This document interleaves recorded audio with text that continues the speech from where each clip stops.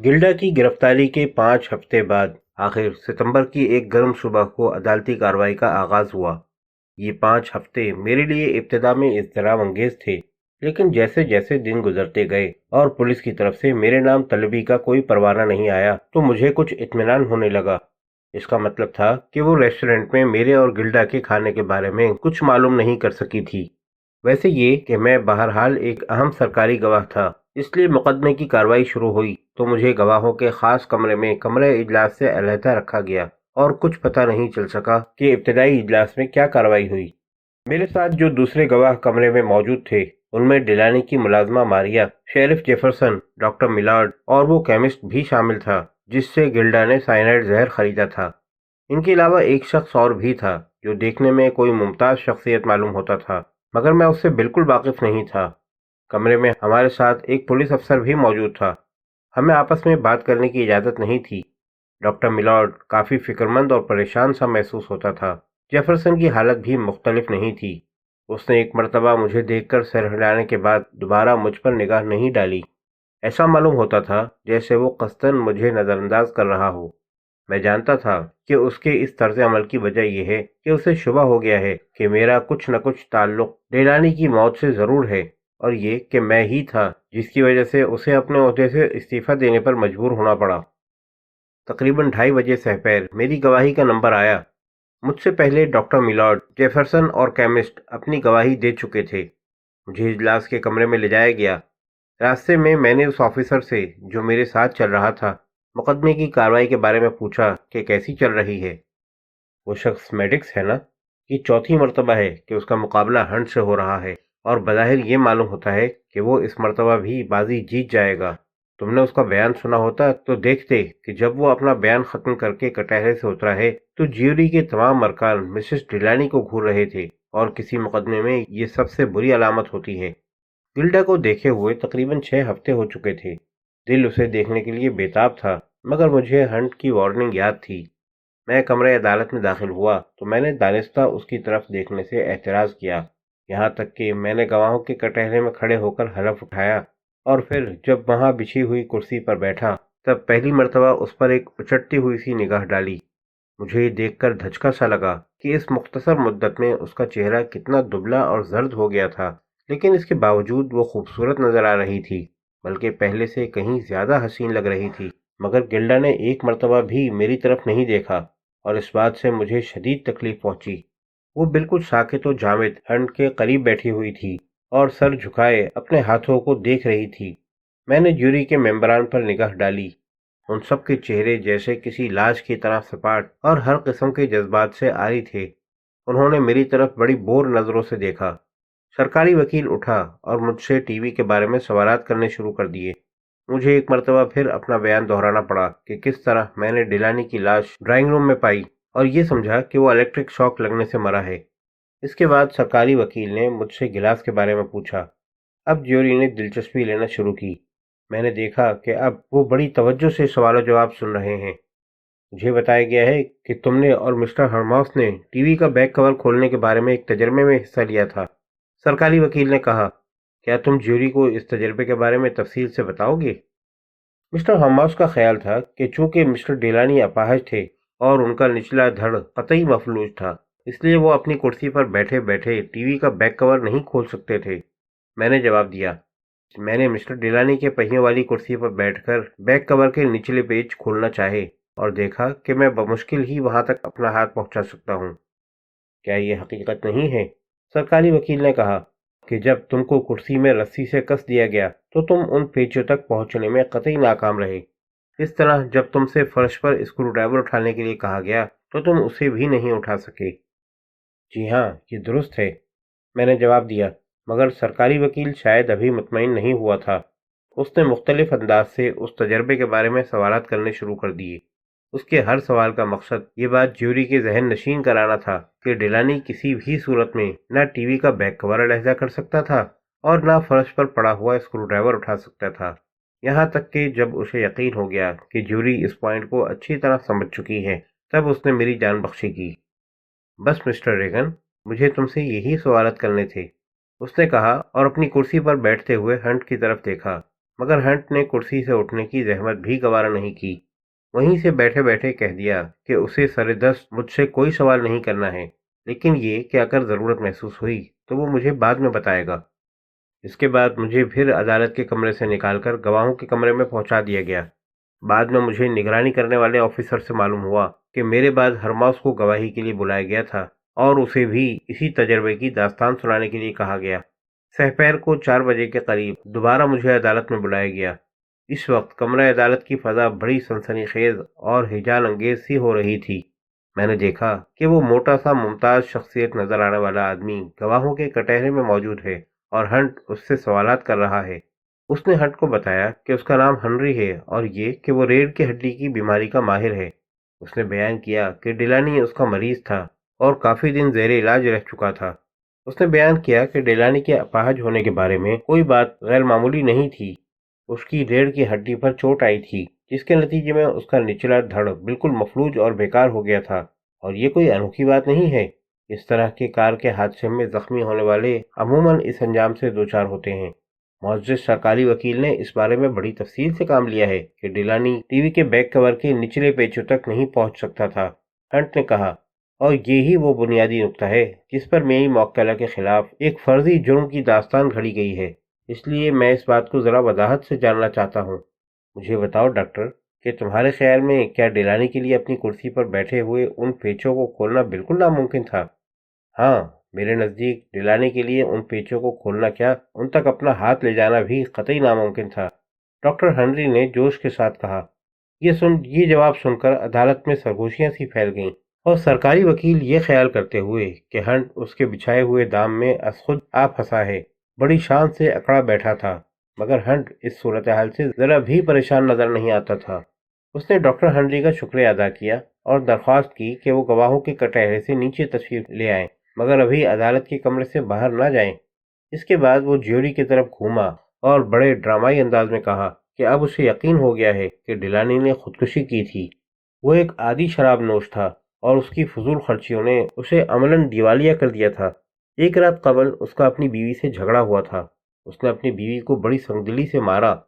اس کی وفادار بیوی جو 4 سال سے اس کی بدمزاجی کو برداشت کرتی چلی آ رہی تھی، ایک لمحے کے لیے اپنی قوت برداشت کھو بیٹھی تھی اور اس نے اپنے شوہر کو چھوڑنے کا ارادہ کر لیا، اور اس نے اس ارادے کا اظہار ڈیلانی پر بھی کر دیا۔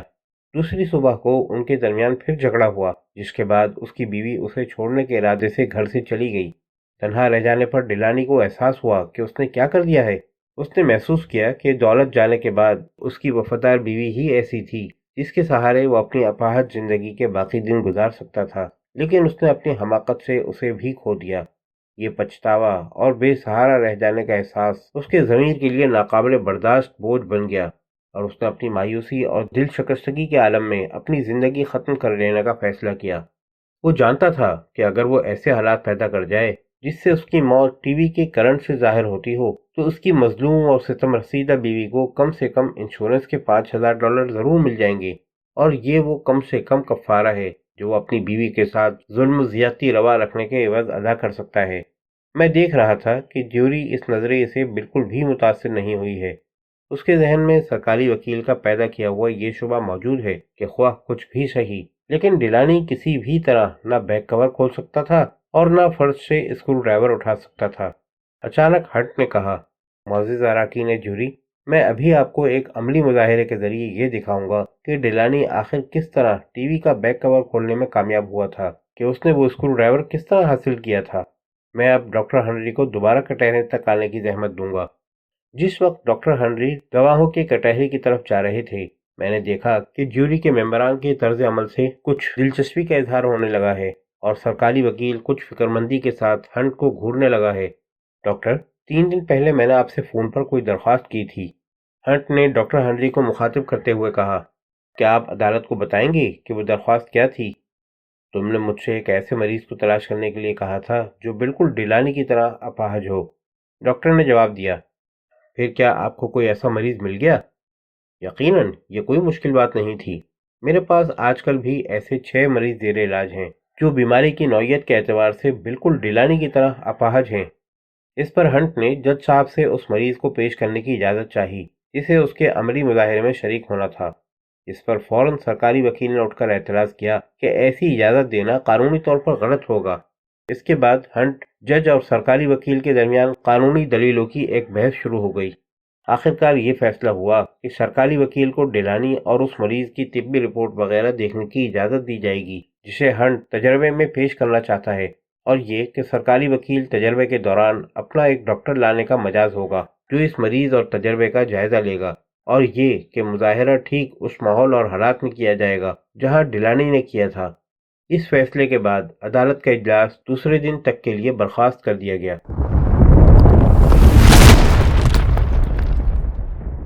دوسرے دن ڈیلانی کے کیبن میں لوگوں کی ایک کثیر تعداد جمع تھی۔ جج، جیوری، دونوں وکلا کے علاوہ 2 ماہر ڈاکٹر بھی حاضر تھے۔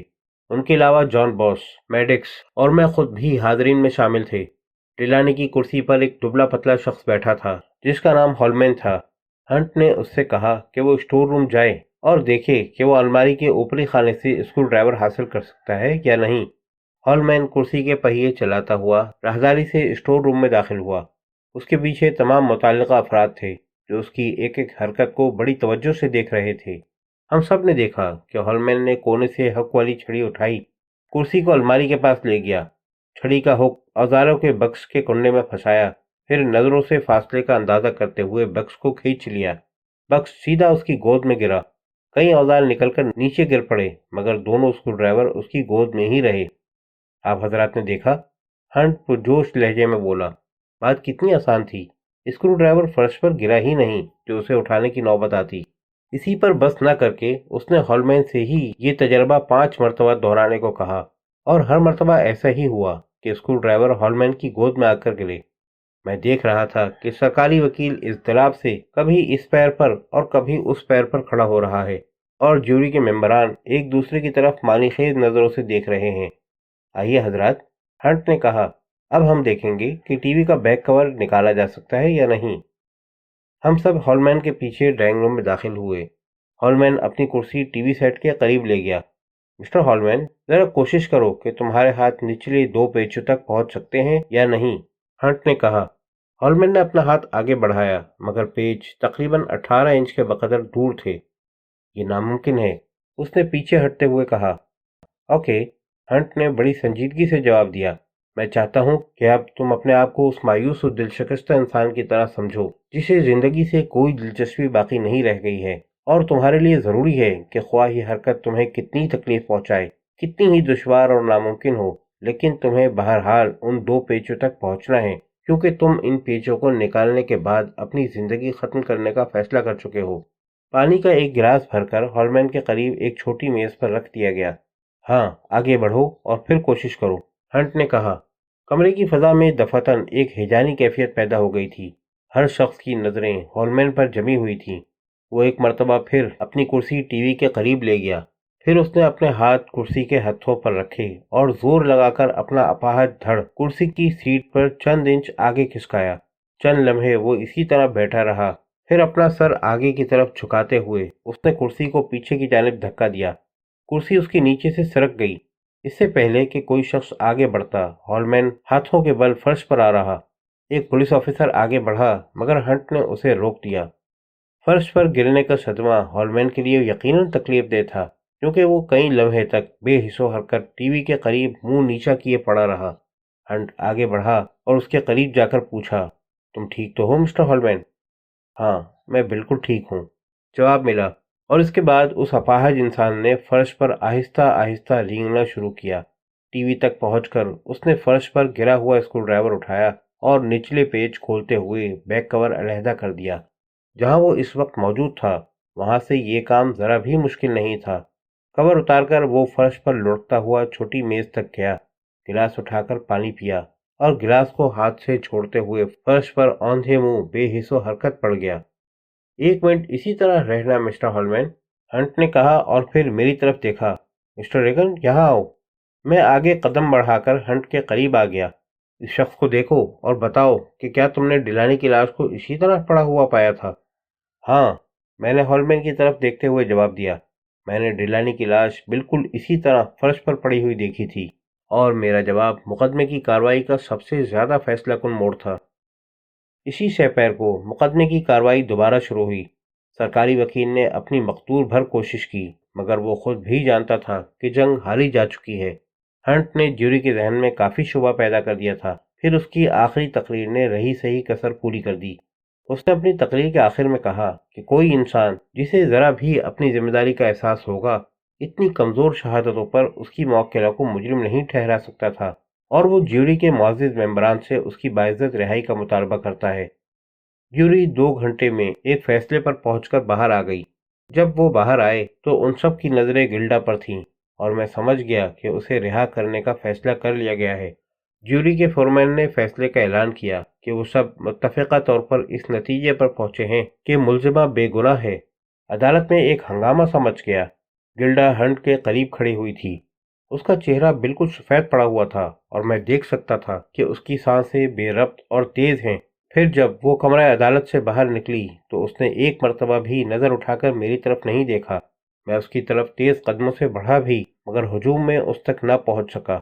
मैं बाहर निकलने की कोशिश कर रहा था कि मैडिक्स से टकरा गया। वो मुझे देखकर मुस्कुराया। वो तरकीब बड़ी होशियारी से रोबा अमल में लाई गई थी। उसने कहा, कोई शक नहीं कि औरत बड़ी खुशकिस्मत है। दोनों मर्तबा साफ बच निकली। बहरहाल अब वो इंश्योरेंस कंपनी से तो रकम नहीं ले सकेगी, और मेरा ताल्लुक सिर्फ इसी कदर था कि वो मेरी कंपनी को फरेब न दे सके। इसी वक्त हंट भी आ गया। इस मर्तबा तुम्हारी छठी हिस्स तुम्हें धोखा दे गई, उसने फतहयाबी की मुस्कुराहट के साथ कहा। मैंने उसे आज़ाद करा लिया। धोखा दे गई? मैडिक्स ने बुरा सा मुंह बनाया। उसे एक कानूनी चालाकी से बरी कराया गया है। मेरा अंदाजा कभी गलत नहीं होता। मैं अब भी कहता हूँ कि डिलानी को कत्ल किया गया है। वो उसकी कातिला है। और फिर हंट को हैरत से घूरते हुए छोड़कर मैडिक्स तेज कदमों से आगे बढ़ गया।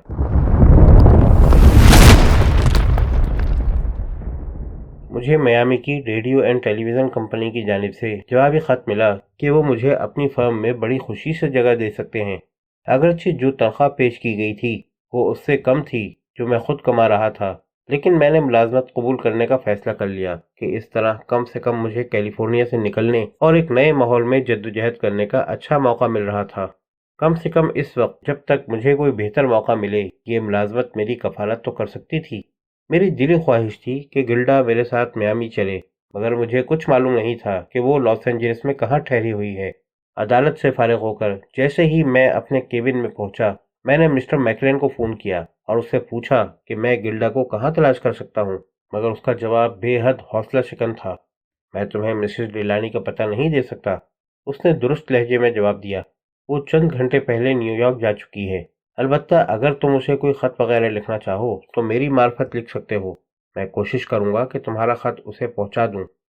गिल्डा के न्यूयॉर्क जाने की खबर सुनकर मुझे बहुत अफसोस हुआ, मगर फिर सोचा कि शायद इस तरह वो अखबारी पब्लिसिटी से बचने की कोशिश कर रही है। लेकिन जब हालात पुरसुकून हो जाएंगे और उसे मेरे प्रोग्राम का इल्म होगा तो मेरे पास मियामी चली आएगी। मैंने मैकलेन से ख़त लिखने का वादा कर लिया, लेकिन जब मैं ख़त लिखने बैठा तो ये काम बहुत ज़्यादा मुश्किल साबित हुआ। मुझे उससे बहुत कुछ कहना था, बहुत कुछ बताना था, अपनी सफाई पेश करनी थी, और साथ ही अपने आइंदा प्रोग्राम के बारे में भी बताना था। बहरहाल किसी न किसी तरह मैंने उसे ख़त लिखा। मैंने उसे मियामी की मुलाजमत के बारे में बताया, वहाँ का पता लिखा, और ये भी कि मैं अब भी उससे उतनी ही मोहब्बत करता हूँ, और ये कि वो ज़रूर मियामी आए, जहाँ हम दोनों मिलकर एक नई ज़िंदगी की इब्तिदा कर सकते हैं। मैंने लिखा कि मुझे उम्मीद है कि अब जबकि ये साबित हो गया है कि डिलानी की मौत से मेरा कोई ताल्लुक नहीं था, वो अपने दिल में मेरे लिए वही मोहब्बत महसूस करती होगी जो कभी पहले थी। आखिर में उसे मियामी के पते पर जवाब देने के लिए लिखा, और ये भी कि वो कब तक आ सकेगी। फिर जब मियामी जा रहा था तो मैंने ये ख़त मिस्टर मैकलेन को दे दिया। मियामी में मैंने बड़ी खामोशी से अपनी मुलाजमत और एक नई जद्दोजहद का आगाज़ किया। एक 2 कमरों का फ्लैट किराए पर ले लिया और तनदही से अपना काम करने लगा, मगर मुझे गिल्डा की तरफ से कोई जवाब नहीं मिला, और इसके बगैर मेरे लिए ज़िंदगी में कोई दिलचस्पी नहीं रह गई थी। मैंने उसे फिर ख़त लिखा और मैकलेन के पते पर भेज दिया। मैकलेन ने इस ख़त की रसीद देने की ज़रूरत भी महसूस नहीं की। जब भी इलाके का पोस्टमैन आता, मैं उसकी तरफ मुतवक्को नज़रों से देखता कि शायद आज ये गिल्डा का ख़त लेकर आ रहा हो। जब भी फ़ोन की घंटी बजती, मेरा दिल धड़कने लगता कि शायद ये गिल्डा का फ़ोन हो, मगर ना उसने कभी ख़त लिखा और ना कभी फ़ोन किया। इस तरह जब 3 माह गुजर गए तो मुझे यकीन हो गया कि अब वो कभी वापस नहीं आएगी। میں نے اسے ہمیشہ کے لیے گم کر دیا ہے۔ یہ احساس میرے لیے بے حد تکلیف دہ تھا، مگر رفتہ رفتہ میں نے اپنے جذبات پر قابو پا لیا، یہاں تک کہ 1 سال کے بعد میں بڑی حد تک اپنے آپ پر قابو پا چکا تھا۔ اس درمیان میں میرے کام سے خوش ہو کر کمپنی نے مجھے اپنے ڈپارٹمنٹ کا انچارج بنا دیا تھا اور میری آمدنی معقول حد تک بڑھ گئی تھی۔ 15 ماہ گزر گئے اور اس درمیان میں گلڈا کے بارے میں ایک لفظ بھی مجھے معلوم نہیں ہو سکا۔ ایک دن مجھے کمپنی کے باس نے اپنے دفتر میں بلایا۔ وہ کمپنی کی ایک شاخ نیو یارک میں کھولنا چاہتا تھا اور مجھے اس برانچ کا انچارج بنانا چاہتا تھا۔ یہ ایک ایسا موقع تھا جسے میں ہاتھ سے نہیں کھو سکتا تھا۔ چنانچہ 1 ماہ بعد جب سارے انتظامات مکمل ہو گئے، میں نیو یارک روانہ ہو گیا۔ نیو یارک جانے کی خوشی مجھے اس لیے اور بھی تھی کہ میکلین کے کہنے کے مطابق گلڈا بھی نیو یارک گئی تھی اور مجھے امید تھی کہ ایک ہی شہر میں رہتے ہوئے کبھی نہ کبھی تو اس سے ملاقات ضرور ہوگی۔ یہ حقیقت ہے کہ میں اب بھی اس سے اسی طرح محبت کرتا تھا، اور اب بھی اگر وہ مجھے مل جاتی تو میں بڑی خوشی سے اپنے گھر کے دروازے اس کے لیے کھولنے پر آمادہ تھا۔ میرا خیال تھا کہ ایک مرتبہ وہ مجھے مل جائے تو میں اب بھی اسے شادی کرنے پر آمادہ کر سکتا ہوں۔ پھر ایک دن تقدیر نے اپنا کرشمہ دکھایا۔